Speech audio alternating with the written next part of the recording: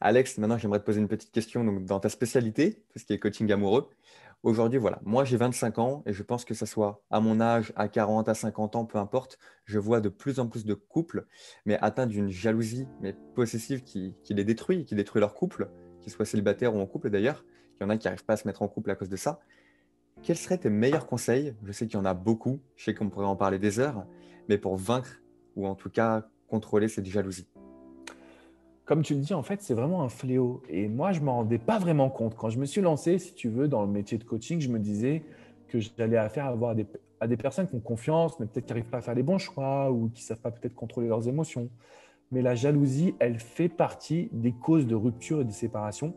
Je l'associe très souvent à une forme de dépendance affective. En fait, c'est la peur de perdre la personne qu'on a en face de nous. Et donc, le meilleur conseil que je puisse vous transmettre, c'est de ne pas essayer de régler la jalousie ou même la dépendance parce que, en fait, c'est comme si on réglait que la conséquence. C'est comme un iceberg. Il y a la partie visible et la partie ce qu'on voit sous l'eau.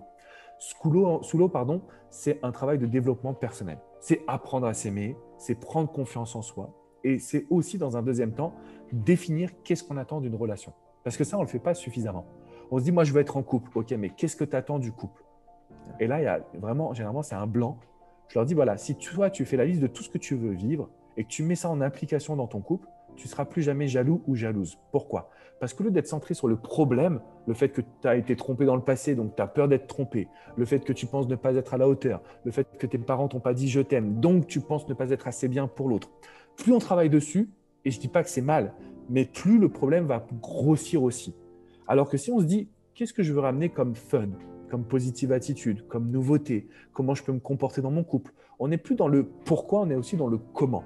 Comment je peux amener du positif dans ma relation. Donc voilà, pour répondre en quelques minutes, je dirais qu'aujourd'hui, la jalousie, la dépendance, la peur, le manque de confiance, on va les travailler en se demandant qu'est-ce que je veux vraiment vivre.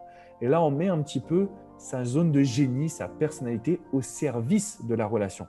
Au lieu de se dire, je vais contrôler l'autre, je vais lui montrer que j'ai été trompé, donc je vais fouiller dans son téléphone, parce que c'est ça qui amène de plus en plus déjà au manque de confiance, problème de couple, crise, et puis derrière, en fait, rupture, séparation. Eh oui. Totalement. Bah, tu l'as très bien dit, c'est un grand fléau. Et donc, des fois, il ne faut pas se concentrer justement sur tout ça, mais sur autre chose. Très, Ouais. très bien. Il faut savoir se concentrer vraiment sur le positif, je pense que c'est important. C'est vrai. Ben Alex, pour rebondir à ça, je vois beaucoup de personnes, alors je pense des jeunes adultes, qui veulent se mettre pleinement en couple, tu vois, qui ont rencontré, qui sont en petit flirt, en petit rencard avec quelqu'un, et qui ont ce blocage, qui se disent, mais pourquoi se mettre en couple et se donner totalement à la personne, alors qu'au final, on peut la perdre quand même du jour au lendemain.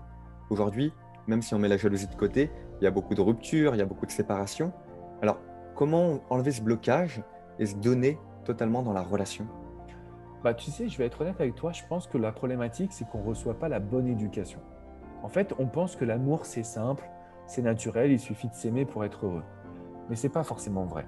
Même si on s'aime, on peut avoir des divergences de points de vue, on peut avoir différentes valeurs, on peut avoir des problèmes de communication, on peut simplement être deux personnes différentes.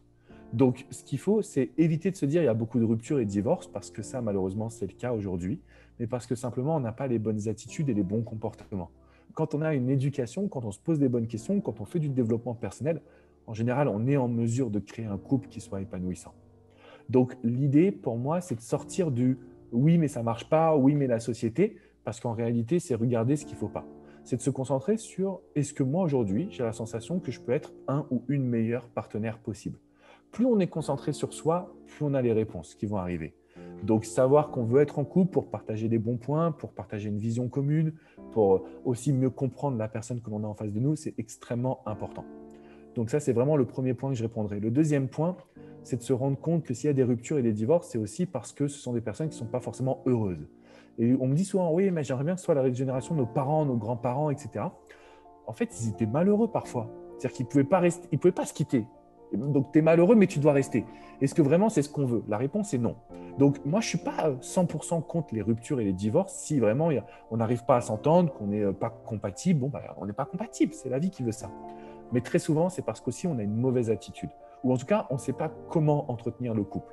Et c'est la raison pour laquelle je me suis lancé, c'est la raison pour laquelle je fais autant de vidéos, c'est pour essayer de transmettre un nouveau point de vue sur les relations.